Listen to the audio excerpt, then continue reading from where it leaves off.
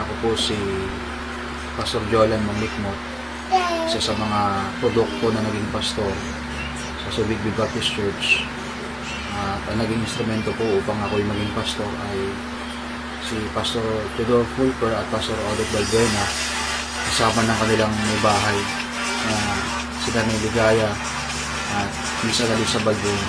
So sila yung naging kasangkapan kung bakit ako ginagamit ng Panginoon ngayon. So isang maikling kwento lamang po to testify na ang Children's Home ay naging pagpapala po personally sa aking buhay. So ako po ay hindi lumaki sa Children's Home, ngunit ako po ay dumating doon year 2012 as a regular worker. Every morning meron kaming devotion, salita ng Diyos. Ang kagandahan doon, bago ka magtrabaho, may salita ng Diyos. So yun yung naging way po na makakilala ko sa Panginoon. At June 14, 2012, ako po ay naligtas, nakakilala sa Panginoon. At dinisciple ni Pastor Odette, tinuruan kung paano makipag-usap sa tao, tinuruan kung paano mag-aral ng Biblia, tinuruan kung paano salamuha sa tao. At dumating ako doon when I was 22 years old. At yung Children's Home ay naging pagpapala sa akin. Unang-una, doon ako nakapag-asawa. At doon ko nakilala yung asawa ko. Pangalawa, doon ako nagkaroon ng 2 anak. Doon na bago yung setup ng buhay kong magulo.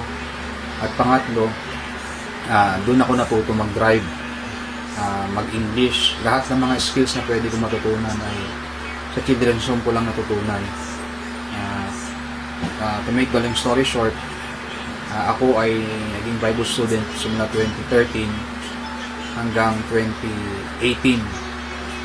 Sa pag-disciple sa akin ni Pastor Odette and Pastor Fulper, ako talaga ay nagpapasalamat sa kanila dahil yung takbo ng buhay ko, yung cycle ng buhay ko ay nabago.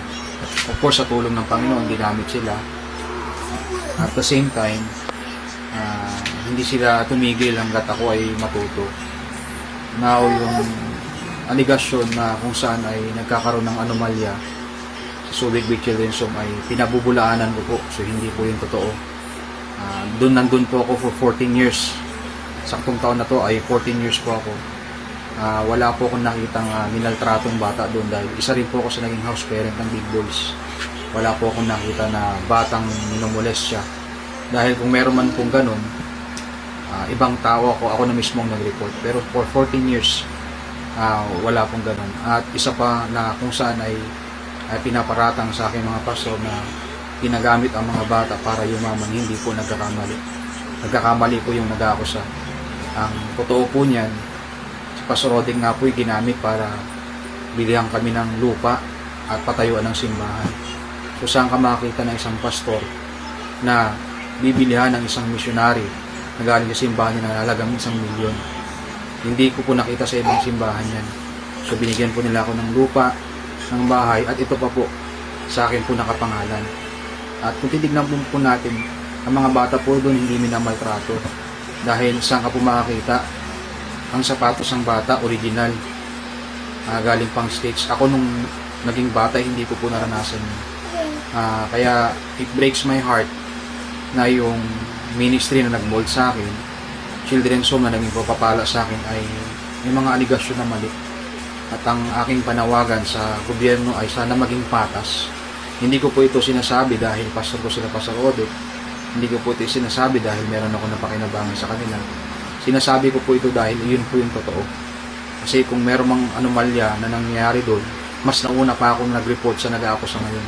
Pero i-assure ko po, masisigurado ko po na hindi po nila magagawa yung mga ganung bagay. Actually, kapag nalilate po ng pondo, dating ng pondo ng Children's Home, mismong sa bulsa nila pastor, galing yung pinang-aabono nila para mapasahod lang yung workers, para mag-continue lang yung trabaho. At hindi pa man pastor si Pastor Odette, mapera na po yan. Bakit po? Kapitbahay ko po siya sa New Cabalan. Ang tatay niya nagkatrabaho overseas. At hindi pa siya nagiging pastor, hindi pa siya nagde-deputize sa USA. Meron nang silang pera. Ganun din po si Pastor Ted, dahil dati po siyang US Marine. So kahit hindi siya magpaso, meron siya natatanggap na pension na napakalaki. Enough para mabuhay yung kanilang pamilya. At little background ng kay Pastor Teddy Fulper, iniwan niya yung Amerika, dala-dala niya yung 6 niyang anak para mag-mission dito, abutin yung mga kapwa Pilipino.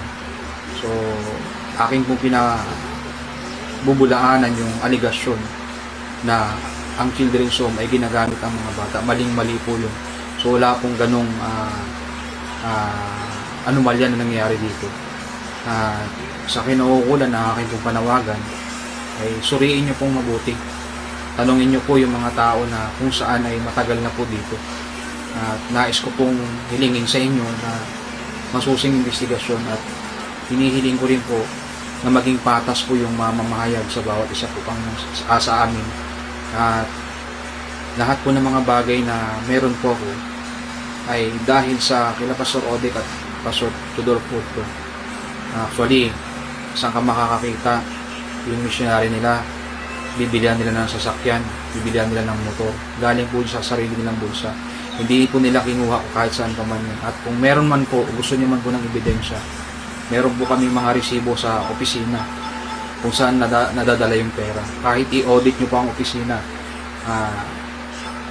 maliwanag po na makikita po natin doon na mayroong transparency.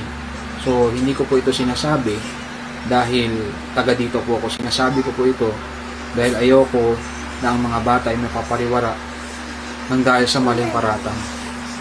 Dahil kawawa yung mga bata. Sino magpapakain sa kanila? Sino magbibigay sa kanila ng bahay na maayos kagaya ng children's home? Sino ang kakalinga sa kanila sa mga PWDs namin na kagaya ng pagmamahal ng isang magulang sa tahanan? By the way po, ang children's home hindi po namin tinatawag na orphanage. Ito po ay home, hindi po ito institution. So kung ano po yung pagmamahal na ginagawa namin sa tahanan namin sa sariling pamilya, the same din po ang pagmamahal na pinapabot namin sa mga bata. At sana po manaig po ang katotohanan dahil ako po ay naniniwala na ang Diyos ay nakakaalam ng lahat at lalabas ang katotohanan.